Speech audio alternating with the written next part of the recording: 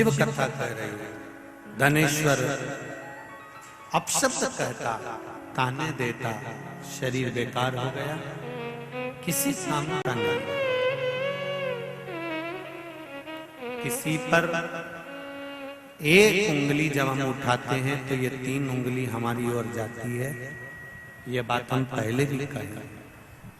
धनेश्वर इस चीज का स्मरण नहीं कर पाया कि हम गंगा नहाने वालों पर, नर्मदा नहाने वालों पर, कथा सुनने वालों पर, भजन करने वालों पर उंगली उठा रहा।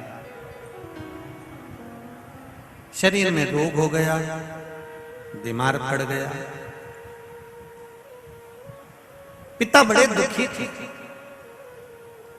धनेश्वर के पिता ने ये विचार करा कि आखिर इसका उद्धार कैसे होगा।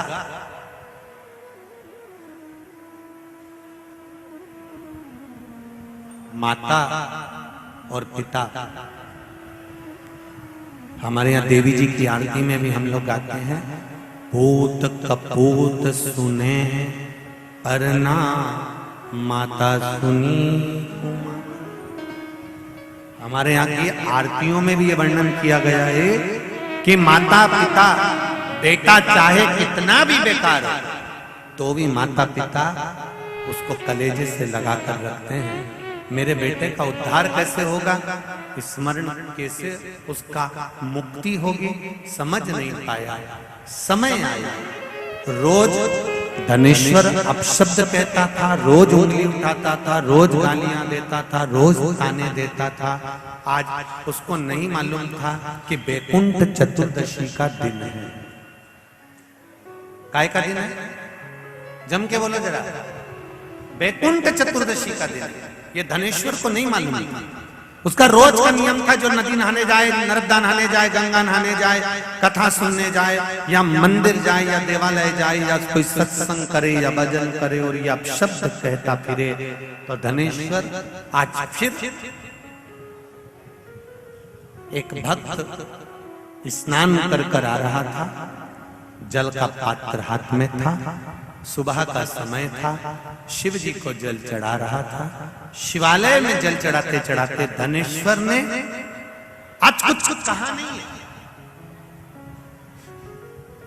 आज कुछ नहीं कहा, पर धनेश्वर ने उस जल चढ़ाने वाले का सुबह के समय पर केवल जल चढ़ाते समय मुख देख लिया।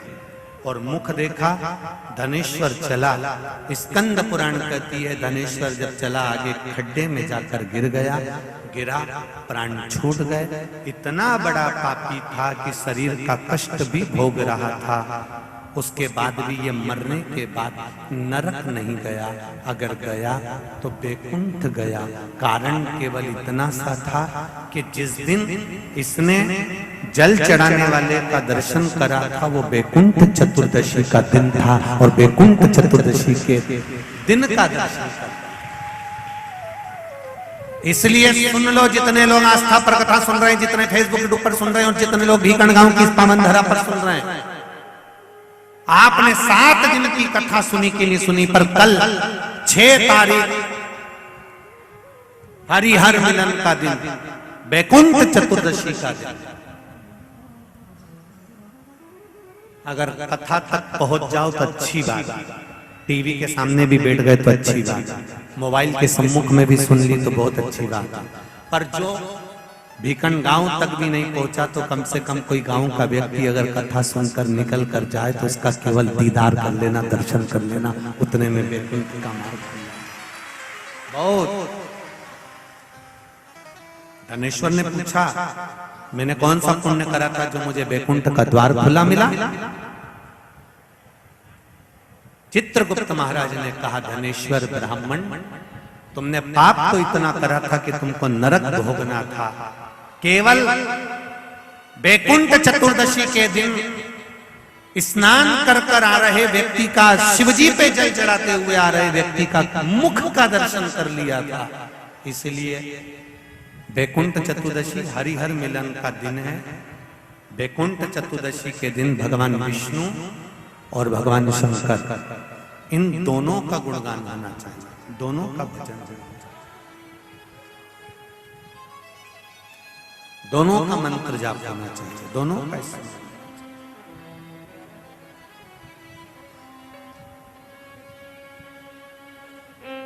आप सबसे निवेदन है, कल हरिहर मिलन के दिन आपके घर में शिवलिंग होगा और लड्डू गोपाल होंगे। रात्रि के समय पर, शाम को नहीं, मध्य रात्रि, अगर नींद खुली रहे तो 11 बजे के बाद में, रात्रि को 11 के बाद अगर नींद खुली रहे, नींद नहीं खुली रहे तो फिर तुम रात को 8-9 बजे चढ़ा के भी सो जाओ तो कोई बात नहीं हो, भगवान तो बोलेगा। शंकर भगवान पर पहले बेलपत्री चढ़ाना, लड्डू गोपाल के सामने तुलसी का दल चढ़ाना, अपने मन की कामना कर कर हरिहर मिलन कराना। थोड़ी देर तक या तो सवेरे के समय ही चढ़ा दो, दिन भर चढ़े रहने दो, रात्रि के समय पर जब फ्री हो जाओ तब घी का दिया लगाकर बेलपत्री उठाना, वो उठाकर भगवान शालिग्राम जी पर या लड्डू गोपाल पर या मेरे कृष्ण पर या नारायण पर या भगवान विष्णु पर, जो भी तुम्हारे यहाँ मूर्ति हो लड्डू गोपाल की आदि की, उन पे चढ़ा देना और भगवान की तुलसी उठाकर अपनी कामना कर कर मेरे देवाधिदेव महादेव के शिवलिंग पर चढ़ा देना।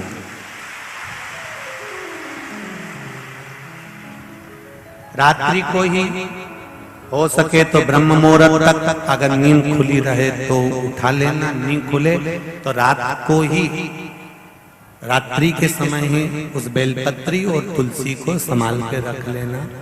वही बेलपत्री तुलसी विद्या के लिए, और जो बच्चा माइंड से तकलीफ में रहता है, जो बच्चा पलंग पर गंदगी करता हो या जिसका विवेक बुद्धि स्थिर नहीं रहती हो, उसके लिए ये बेलपत्री और तुलसा हमेशा कार्य आती है।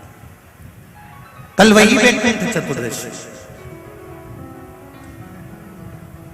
उसका दर्शन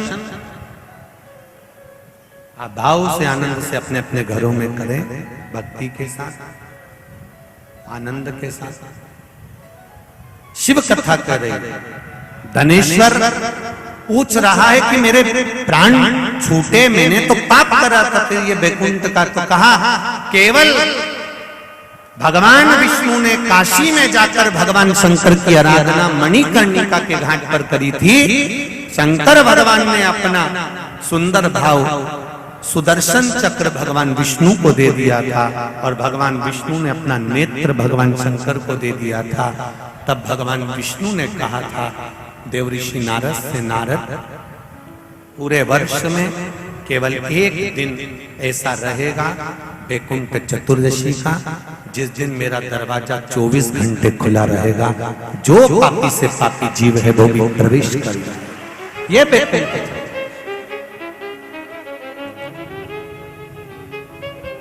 प्रयास करो।